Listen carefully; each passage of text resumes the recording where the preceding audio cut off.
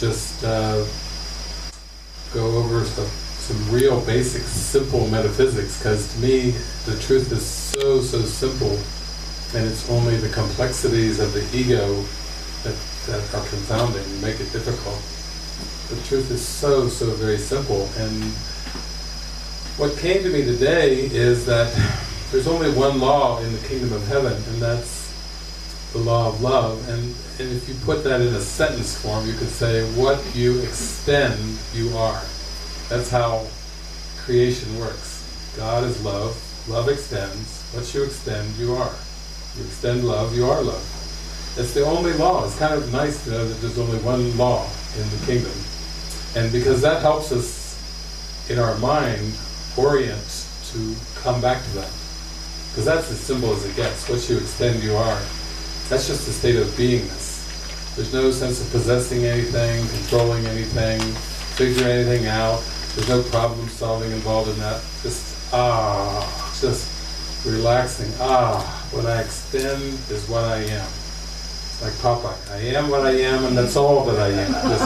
Just imagine a Popeye song going on forever and ever.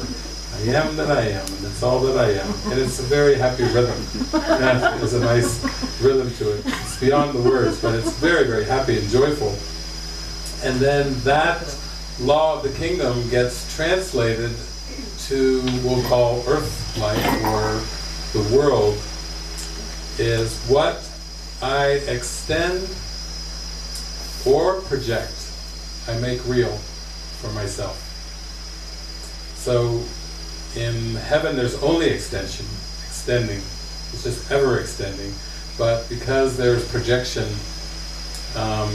what I extend or project, I make real. And so you can see it's important to take note of whether you're extending love in this world, or whether you're projecting. And I think I can give you a definition of projection. Freud, it's a defense mechanism, but Jesus describes projection as the attempt to get rid of something that you do not want. And how you do that is you seem to see it acted out, or seem to see it somewhere else, not you. So if it's a person, someone other than you, or if it's something in the world, even an animal behavior, anything, it's something that's in the world that's not you. And of course, projection, that's the source of blame and all kinds of things. Like the Bible, they talked about scapegoating. Some of you know the original meaning of the word scapegoat came from, the high priest of the town, high priest of the synagogue, would basically periodically, maybe seasonally, gather all the people together and take the sins from the people and put all the sins onto the head of a goat, and then chase the goat out of town. It was a primitive kind of way of cleansing and purifying sins. Put all the sins of the people on the head of the goat and then chase the goat out. It has the projection dynamic, like trying to get rid of something. Well, Jesus also says that when you project, even though you're trying to get rid of something you don't want, that's actually how you keep it. You keep it by projecting it. And you make it real in your awareness by projecting it. So anytime you're perceiving somebody doing something to you, something in the world, it can even be with your own body. If you perceive it's having an interaction with the world, or something's being done to it, or a sickness, a symptom, and you feel bad because of it or whatever, then it's still this idea that there's something outside of you. When I say outside, I'm talking about the whole screen of the world. I'm not talking about just other people. The body is part of the screen too.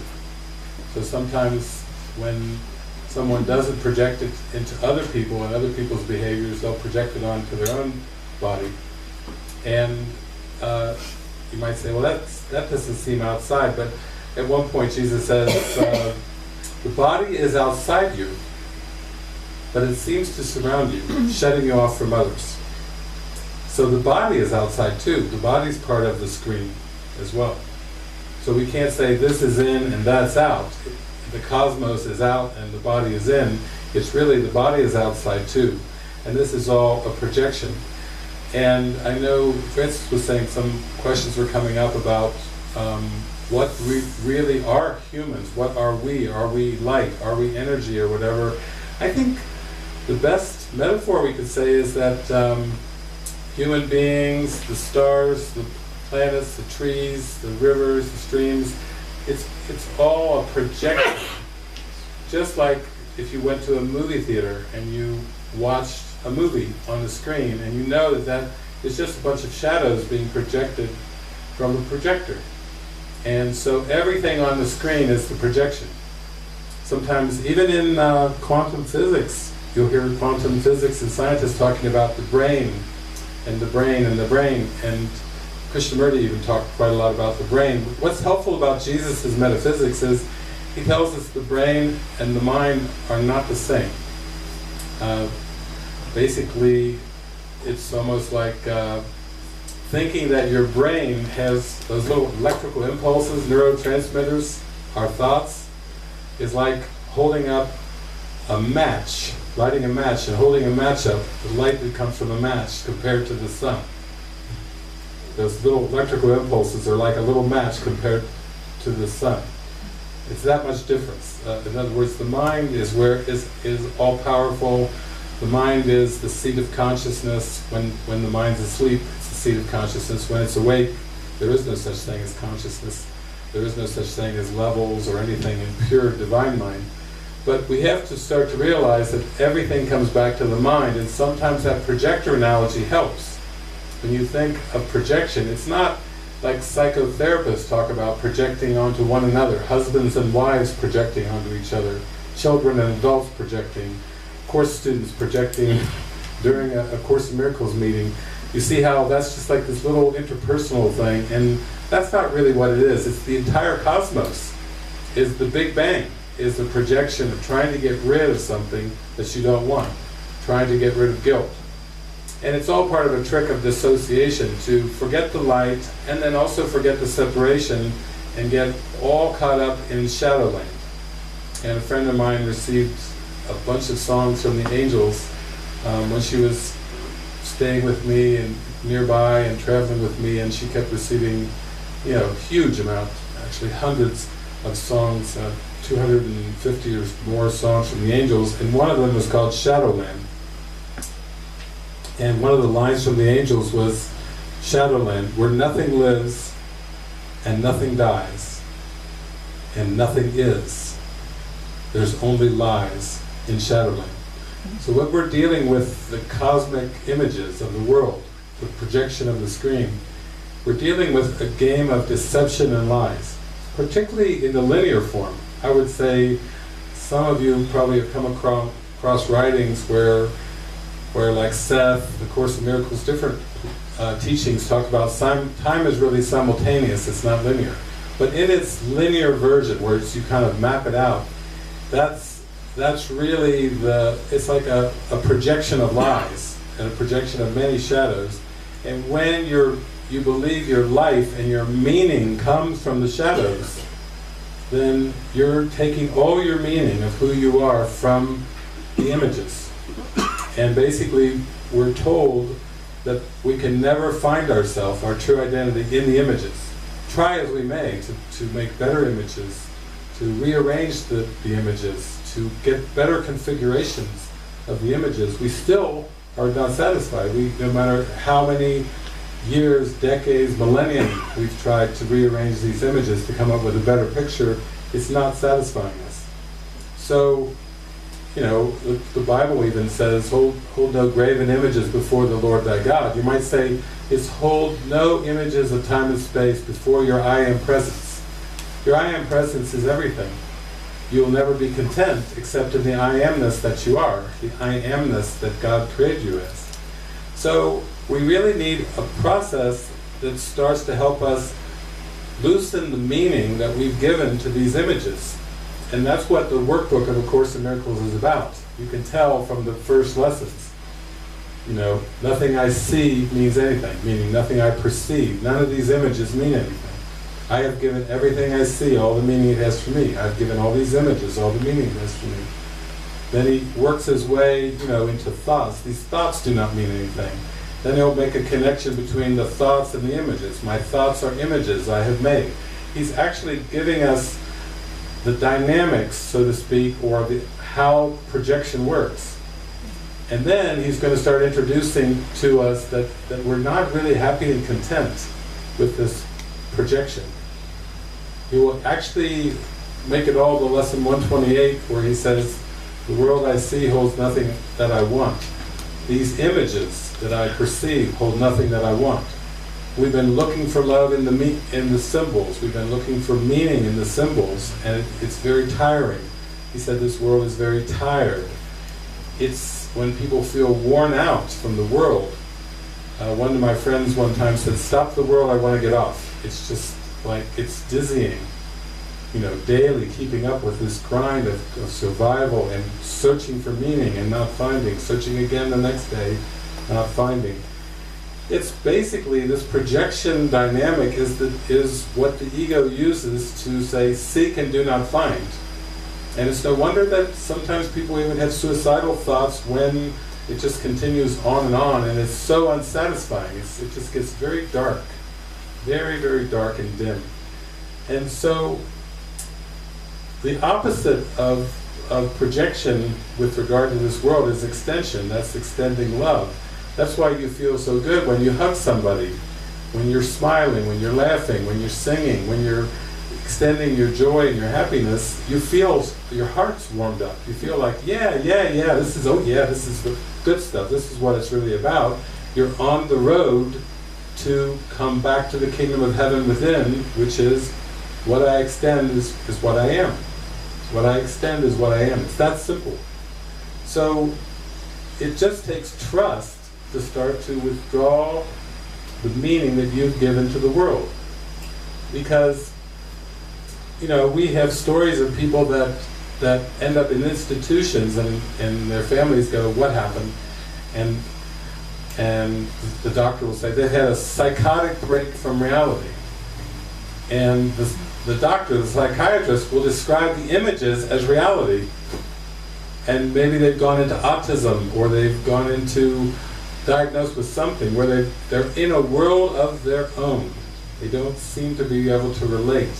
Some of you might have seen that movie Kathleen Kennedy did, and Tommy Lee Jones, House of Cards. It was about a mother and the daughter just totally withdrew into a world inside her mind. And to psychiatrists, this is a big problem, not interacting with the images. For Jesus, he's like saying, no, interacting with the images and believing they're real is a psychotic break from heaven. You've had a psychotic break from heaven when you are engaged in this kind of thought and this kind of activity. And then the sneaky thing is, the more well-adjusted you get as a mature, functioning adult citizen at adapting and adjusting and interacting with these images, and then you start getting praise and kudos. You've done very well. You can retire with a smile. We'll give you a gold watch, and you've got a nest egg. You've done very, very well. You don't really see that you're still caught up in this, still projecting that can die, usually. And then you just do it all over again, and again, and again. And it can seem depressing to think of coming and playing that charade over and over and over many, many, many times. And yet, it has to be satisfying to know that you can stop. You don't have to do that. You don't have to give meaning to these images. You can be guided inward.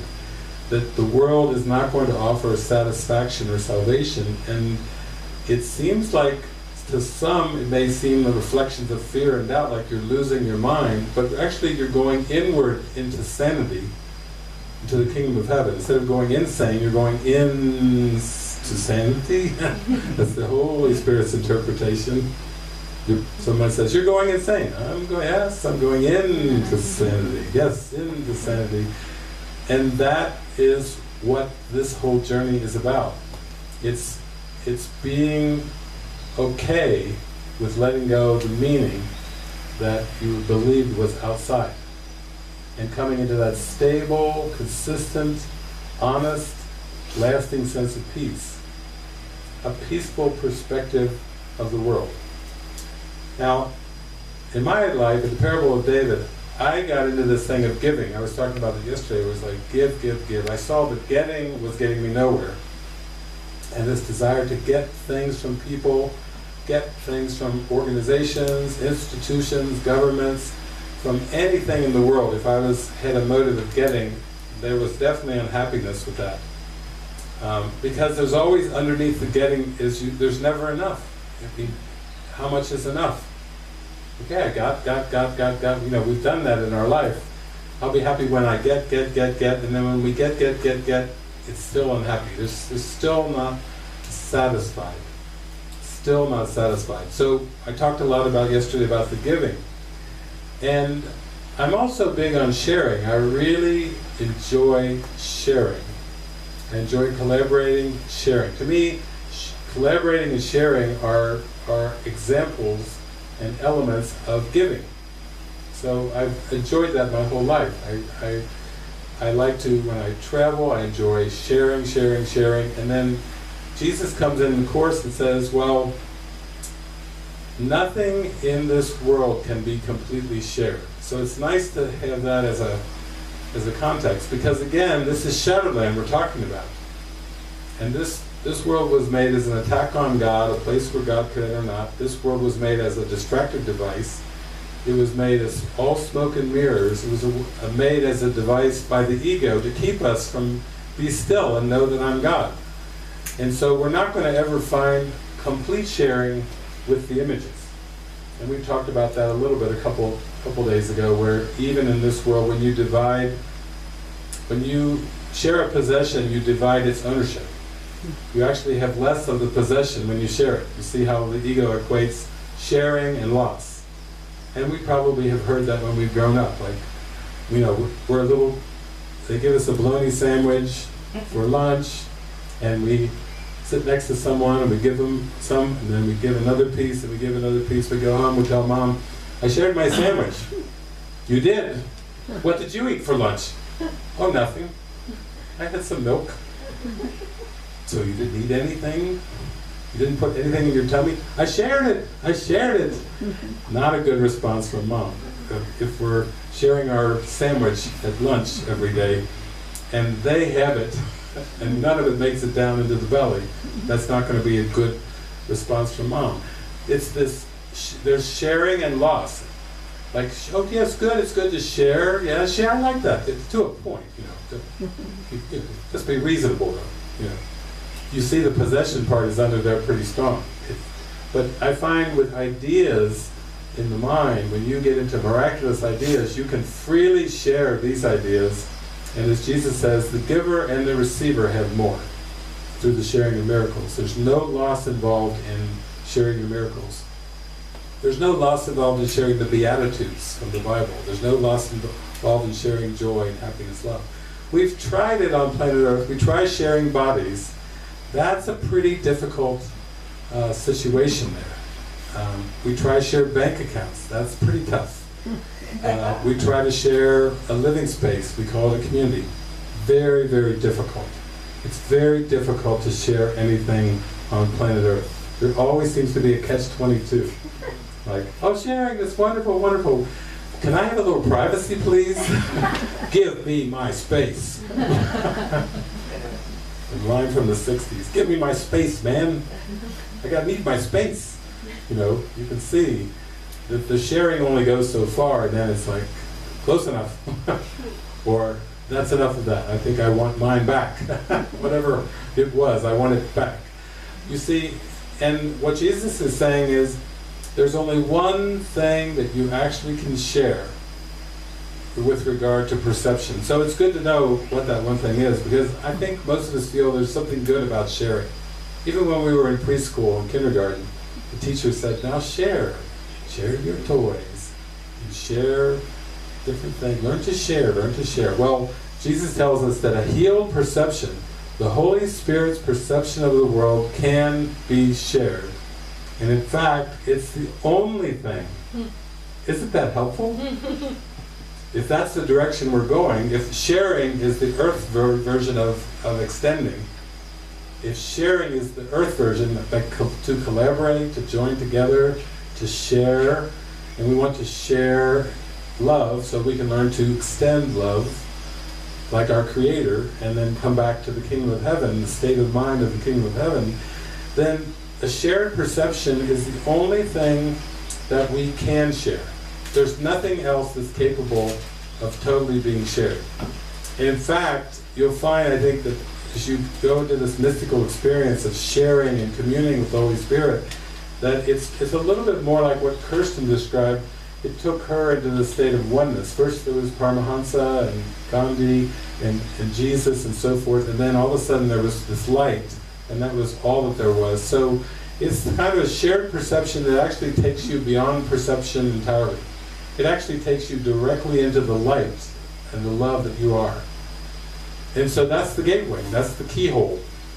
And it's important to remember that, because when we talk about what's my purpose, we were talking, Fritz was bringing that up, both Johannesburg and here, what's my purpose? My purpose is really to join with the Holy Spirit and experience that shared perspective, that shared perception. That really is what the purpose is. It may seem in form like you'll be given assignments, like go here, and abide with this person, call this person, visit with this person, send an email. You know, there's a lot of assignments that come from this presence, this Holy Spirit. But ultimately, it's all just for one purpose, and that's to share a perspective with the Holy Spirit. Let me see a new way of looking at the world. There must be another way of looking at the world. I am determined to see. Above all else, I am determined to see things differently. It's spoken about quite a lot in the course and in the workbook, that that's really what we're going for. And so we have to start with what Francis called the presenting problem, which is going to be the afternoon experiential with the instrument for peace. You have to start with what you perceive and what you feel and what you think and what you believe. You have to start somewhere. You have to start with what is current for you. You can't just twinkle your nose and say, okay, that all sounds really good, I just want to twinkle my nose or click my heels together and take me there. You really need to be practical. You need to kind of come clean. You need to say, listen, I'm going to spill the beans. This is what's going on. And that's what these Instrument for Peace worksheets are so helpful with. They're in the back of the Movie Watcher's Guide and the Awakening Through A Course in Miracles. The two books that I signed right now both have Instruments for Peace in the back, because they're so practical. You can do them, you know, when issues are coming up emotionally, or even when you're watching a movie and you get so caught up at some point in the movie and so wrapped up with the emotions, you want to just put the pause on the DVD player or the VCR and say, I got some heavy-duty things to deal with here, and I need to process this.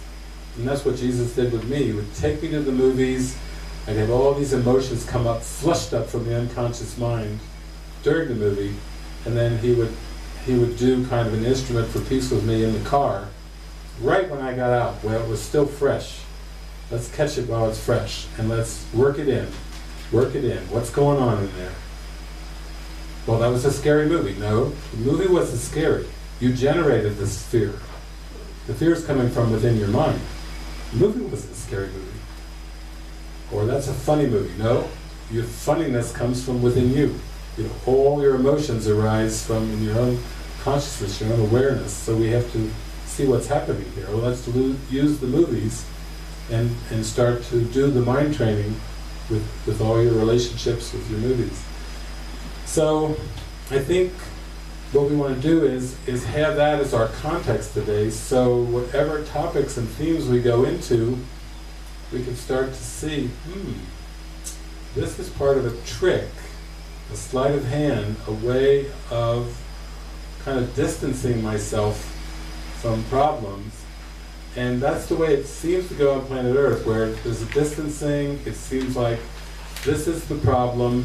It's either in the body, or it's in other bodies, or it's in the environment, or something, and then it's disgusting, it's irritating, it's annoying, and then there's all these fight or flight mechanisms that kick in.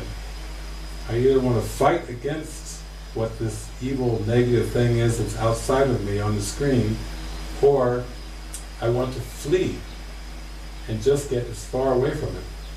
And Frances did mention in her group today that some people were feeling like, even we're kind of in this idyllic setting here, and in Moorfield, and then the thought can come up, well, this is only going to last a few more days, and then I've got to go back and face that one again, and that one, and that one, and that one, and almost like starting to shut down, like, oh, prepare yourself.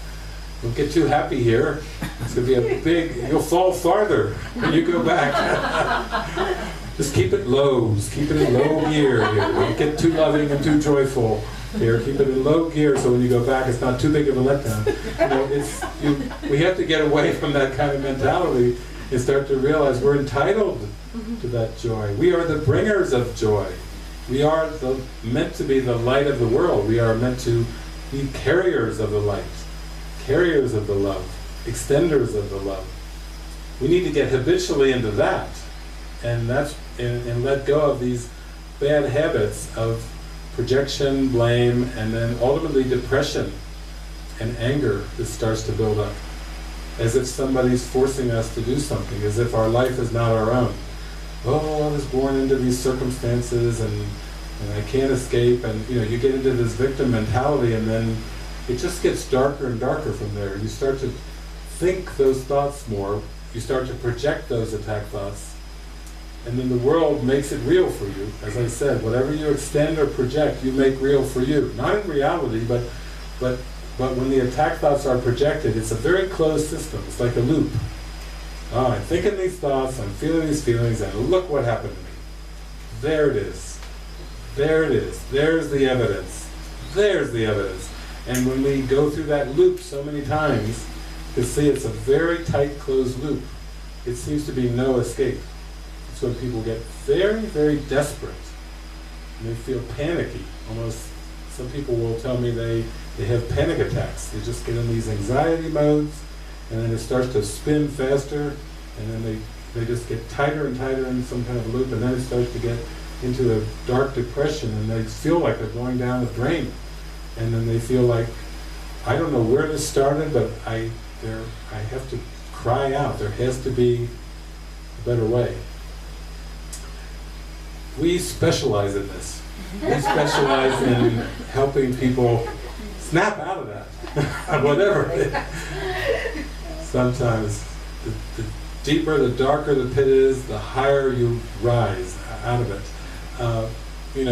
Because you can't be a way shower unless you've gone through it yourself. You can't. Only the unhealed healer would just talk the talk. But if you don't walk the walk, if you're not living the inspiration, living the joy, then you're not really going to be a very good guide for anybody else. How far can the unhealed healer take you? The unhealed healer may be able to be conceptual, and you may be able to follow some of the concepts that are spoken about. You may go, oh, I'm with you sentimentally, but when you really hit the darkness, then you've got to pull through. A friend of mine said, she said, well, one thing I have to say is, this years of being around you and everything is, a lot of us would really go into some like an airplane metaphor of those old double-wing airplanes like Snoopy and the Red Baron. A lot of us would go into nosedives and we would start spinning down. She said, because hanging around you, it seems to flush up the darkness, flush up whatever's being hidden, and it feels like we're going down a nosedive. But she would also say, but you always would pull us out, and we would make it out of the cavern, because as dark as we would go, I would be there. Yeah, it's not going to crash. We're not going to crash. We can't crash. We're love. We're light. We're doing, pull her out. You've seen those pilots, acrobatic pilots, that send the plane into the nosedive and then pull it out. The Holy Spirit keeps pulling us out. And we need to keep getting pulled out of those, because we're just letting it up, and it just feels like a nosedive when we have the allowance, when we're letting go of the repression. We're saying, okay, I'm not going to push it anymore, deny, let it come, and then we also have to know that we can be pulled through. That's what any kind of teacher or leader or inspiration has to be. You have to actually experience yourself as the light to be truly helpful. And in the end, I found it's not about the words, because it goes so far beyond the words. It's really about the attitude. Our attitude is our teaching. Our attitude is our demonstration, moment by moment. Even if our words are eloquent, or they're clumsy, or call them whatever you want, the words only if they're in alignment with the attitude, that's where you have a strong witness. But if the words are out of alignment with the attitude, then nobody is going to pay attention. They're just going to say, oh, that's more of the world, I've seen that. It's another act. It's just another act. And I'm tired of acts.